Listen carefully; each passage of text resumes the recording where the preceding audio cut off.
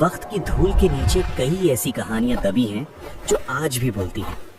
اگر آپ سعودی عرب کے تپتے ہوئے ریگستانوں سے گزریں تو تبوک کے قریب آپ کو کچھ ایسی چٹانیں ملیں گی جو انسانی ہاتھوں نے بڑی مہارت سے تراشی تھیں۔ یہ مدین تھا، ایک ایسی سلطنت جو کبھی دنیا کی تجارتی رگ یا آرٹری ہوا کرتی تھی۔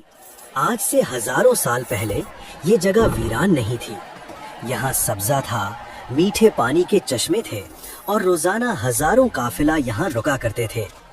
مدین کے لوگ نصیب والے تھے، اللہ نے انہیں وہ سب کچھ دیا تھا جو ایک انسان خواب میں دیکھتا ہے، دولت، طاقت اور خوبصورتی۔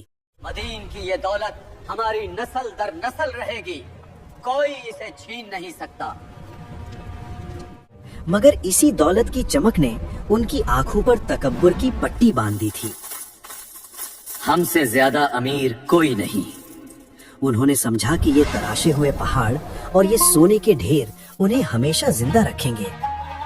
ہمیں کسی کا ڈر نہیں، یہ پہاڑ ہماری حفاظت کے لیے کافی ہے۔ مگر وہ بھول گئے تھے کہ جب ترازو کا پلڑا انسان کی نیت سے بھاری ہو جائے تو زمین اپنا بوجھ اٹھانا چھوڑ دیتی ہے۔ مدین کی دنیا دو چیزوں پر کھڑی تھی، تجارت اور دھوکہ۔ یہ اس دور کی سب سے بڑی مارکیٹ تھی۔ یہ مال سب سے بہترین ہے، مگر اس مارکیٹ کی بنیادیں جھوٹ پر رکھی گئی تھیں۔ دنیا عقل مند کی ہے اور چالاکی ہی ہمارا قانون ہے۔ آج ہم تاریخ کے ان پنوں کو پلٹیں گے جہاں ایک نبی کی پکار اور ایک قوم کی ضد کے درمیان موت کا کھیل کھیلا گیا۔ تیار ہو جائیے ایک ایسے سفر کے لیے جو آپ کو بتائے گا کہ جب بازار ایمانداری چھوڑ دیتے ہیں تو آسمان سے موت کیسے اترتی ہے۔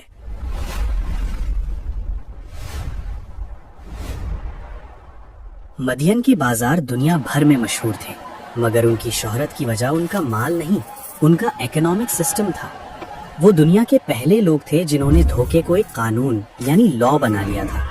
ان کے پاس دو ترازو یعنی سکیلز ہوا کرتے تھے، ایک وہ جسے وہ خریدنے کے لیے استعمال کرتے، جس میں وہ پلڑا جھکا دیتے تاکہ مال زیادہ مل سکے، اور دوسرا بیچنے کے لیے جس میں وہ ڈنڈی مار دیتے تاکہ لوگ کم مال لے جائیں۔ پورا وزن ہے، دیکھ لو۔ تصور کیجئے ایک مسافر میلوں کا سفر طے کر کے آتا ہے، اس کے پاس تھوڑی سی دولت ہے اور وہ اپنے بچوں کے لیے اناج خریدنا چاہتا ہے۔ مدین کا تاجر اسے مسکراتے ہوئے دیکھتا ہے، اسے بہترین کھجوریں دکھاتا ہے، مگر جب تولنے کا وقت آتا ہے تو تاجر کی انگلی خاموشی سے ترازو کے نیچے دباؤ ڈالتی ہے۔ مسافر کو لگتا ہے اس نے پورا مان لیا، مگر وہ دھوکا کھا چکا ہوتا ہے۔ یہ تو کم لگ رہا ہے۔ جب وہ مسافر آواز اٹھاتا تو پورا بازار اس کے خلاف ہو جاتا۔ مدین میں انصاف نہیں، صرف نفع بکتا تھا۔ خدا دیکھ رہا ہے، تمہارا یہ نفع تمہیں لے ڈوبے گا۔ لیکن ان کا ظلم صرف بازار تک محدود نہیں تھا۔ یہ لوگ سڑکوں پر ڈاکو بن کر بیٹھتے تھے۔ ہر قافلہ جو وہاں سے گزرتا اسے مجبور کیا جاتا کہ وہ اپنا مال سستا بیچے یا بھاری ٹیکس ادا کرے۔ محصول نکالو ورنہ راستہ نہیں ملے گا۔ انہوں نے اللہ کی زمین پر فساد پھیلایا ہوا تھا۔ وہ راستہ روک کر بیٹھتے اور لوگوں کو ڈراتے دھمکاتے، اور سب سے خوفناک بات، انہیں لگتا تھا کہ وہ عقل مند ہے۔ وہ کہتے تھے یہ ہماری محنت ہے، یہ ہماری عقل ہے، ہم جو چاہیں کریں۔ دولت کا نشہ جب حد سے بڑھتا ہے تو انسان اپنے آپ کو خدا سمجھنے لگتا ہے۔ مدین کے سردار اپنے محلوں میں بیٹھ کر نئے نئے دھوکے ایجاد کرتے تھے۔ ان کا ماننا تھا کہ سچائی کمزوروں کا سہارا ہے اور چالاکی طاقتور کا ہتھیار۔ مگر انہیں یہ معلوم نہیں تھا کہ دنیا کے ہر بازار کا ایک مالک اوپر بھی بیٹھا ہے، جو ہر گرتے ہوئے ترازو اور ہر دکھی دل کی آہ کو سن رہا ہے۔ اور پھر وقت کا پہیہ گھوما اور مدین کی گلیوں میں ایک ایسی آواز گونجی جس نے ان کی نیندیں حرام کر دیں۔ جب گناہ کی سیاہ رات گہری ہو جائے تو امید کی کرن بن کر اللہ کا کوئی نائب ضرور آتا ہے۔ مدین کی گلیوں میں جہاں ہر طرف جھوٹ اور لالچ کا راج تھا، وہاں ایک ایسی آواز گونجی جس میں دنیا کی دولت کی طلب نہیں بلکہ آخرت کی فلاح تھی۔ یہ حضرت شعیب علیہ السلام تھے۔ तारीख उन्हें खतीबुल अंबिया यानी अंबिया में सबसे बेहतरीन खिताब करने वाला के नाम से याद करती है। शुएब अलैहिस्सलाम का लहजा शहद से ज्यादा मीठा और दरिया की लहरों की तरह रवान था। उन्होंने किसी तलवार का सहारा नहीं लिया, बल्कि लफ्जों की ताकत से दिलों के दरवाजे खटखटाए। उन्होंने मदियन के लोगों को उनकी तजीर गाहों मार्केट प्लेसेस में जाकर पुकारा। उन्होंने कहा, ऐ मेरी कौम, अल्लाह की इबादत करो, उसके सिवा तुम्हारा कोई माबूद नहीं, और नाप तोल में कमी ना करो। मैं तुम्हें खुशहाली में देख रहा हूँ, मगर मैं तुम पर उस दिन के अजाब से डरता हूँ जो सबको घेर लेगा। लेकिन मदियन के ताजिर, जिनकी रगों में सूद और धोखा खून बनकर दौड़ रहा था, उन्हें ये नसीहत एक मजाक लगी। क्या इसकी नमाज अब हमें ये सिखाएगी कि हम अपना कारोबार कैसे करें? उन्होंने कहकहा लगाया। उनका सरमायादाराना जहन ये समझने से कासिर था कि एक तराजू की डंडी मारने से किसी का खुदा क्यों नाराज हो सकता है। वो कहते थे, शुएब, क्या तेरी नमाज तुझे ये सिखाती है कि हम उन बुतों को छोड़ दें जिन्हें हमारे बाप दादा पूजते थे, या हम अपने माल में अपनी मर्जी करना छोड़ दें? मदियन के सरदार, जो शहर के निजाम को अपनी मुट्ठी में रखते थे, उन्होंने हजरत शुएब अलैहिस्सलाम को दहशतगर्द और फसादी करार दे दिया। शुएब, अगर तेरा कबीला न होता तो हम तुझे कब का संसार कर चुके होते। उन्होंने कहा, ऐ शुएब, हम तेरी अक्सर बातें समझ ही नहीं पाते, हमारी समझ से बाहर हैं, और हम तुझे अपने दरमियान निहायत कमजोर देखते हैं। अगर तेरा कबीला ना होता तो हम तुझे संगसार यानी पत्थरों से मार देना कर देते। हमारी नजरों में तेरी कोई औकात नहीं। ये एक अजीम नबी और एक मगरूर कौम के दरमियान नफसियाती जंग थी। शुएब अलैहिस्सलाम ने उन्हें उनकी तारीख याद दिलाई। उन्होंने कौम नूह, कौम हूद और कौम लूत की तबाही के किस्से सुनाए।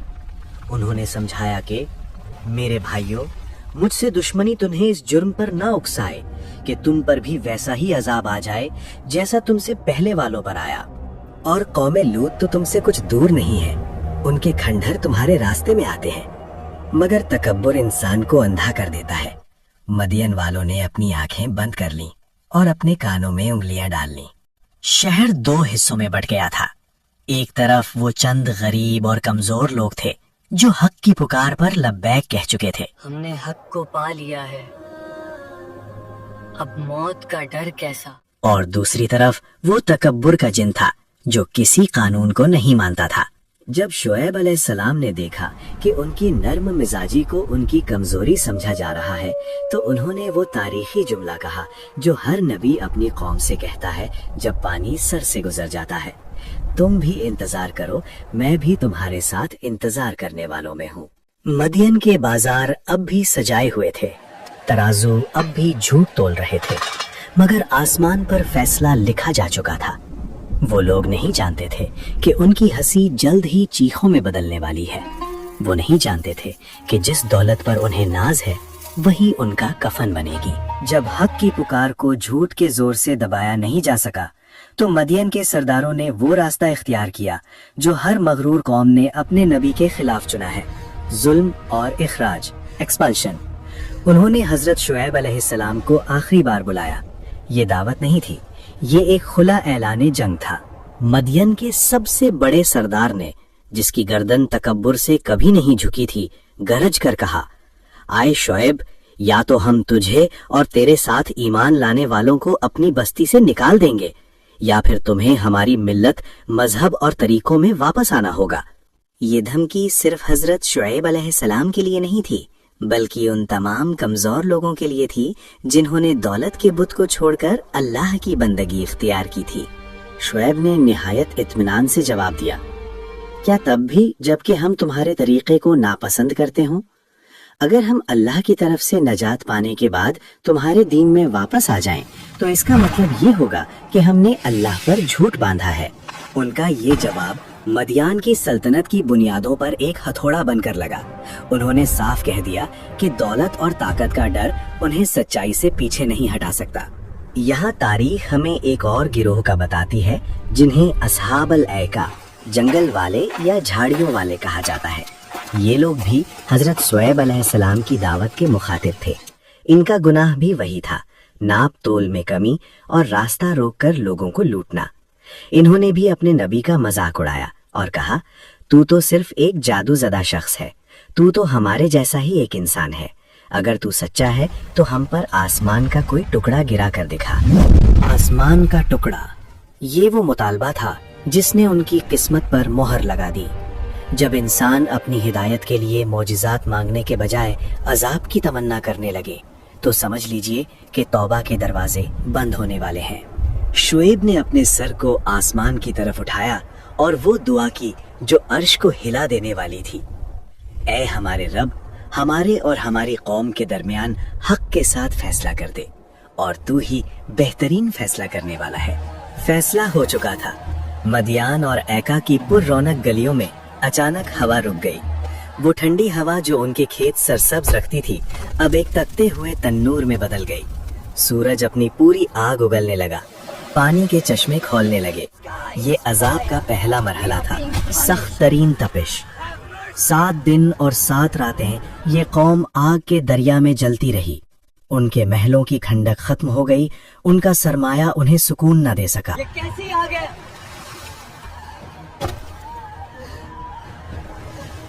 हवा भी सांस रोक रही है। 7 दिन की तपती धूप के बाद उन्होंने दूर एक काला साया देखा। वो खुश हुए, उन्हें लगा कि ये बारिश का बादल है जो उन्हें ठंडक देगा। वो देखो, बादल आ गया, चलो ठंडक की तरफ भागो। वो सब भागते हुए उस बादल के नीचे जमा हो गए। ये मदियन की तारीख का सबसे बड़ा मजाक था। वो जिस आसमान के टुकड़े का मुतालबा कर रहे थे वो उनके सर पर आ पहुंचा था। इसे कुरान ने यानी साइबान वाला दिन कहा है। मदियन की कौम ने जिस बादल को अपनी नजात समझा था वो दरअसल उनकी मौत का साइबान था। जैसे ही पूरी कौम उस काले साए के नीचे जमा हुई, कुदरत का इंतकाम शुरू हो गया। पहले उस बादल से बारिश नहीं बल्कि आग के शोले और चिंगारियां बरसने लगीं। लोग चीखने लगे, भागने लगे, मगर अब कहीं कोई पनाह नहीं थी। वो असहाबुल ऐका यानी जंगल वाले जो अपने दरख्तों और हरियाली पर नाज करते थे, उन्होंने देखा कि उनकी वादी जहन्नम का नमूना बन चुकी है। लेकिन ये तो सिर्फ आगाज था। कुरान करीम हमें बताता है कि उस वक्त 3 तरह के आजाब ने उन्हें घेर लिया। पहले अजाबुज़्ज़ल्ला यानी बादल का आजाब, फिर अर्रजफा यानी एक ऐसा जलजला जिसने पहाड़ों को रुई यानी कॉटन की तरह उड़ा दिया और जमीन ने उन्हें झंझोड़ कर रख दिया। और फिर वो आखिरी फैसला आया। आसमान से हजरत जिब्राइल अलैहिस्सलाम की एक खौफनाक चीख गूंजी।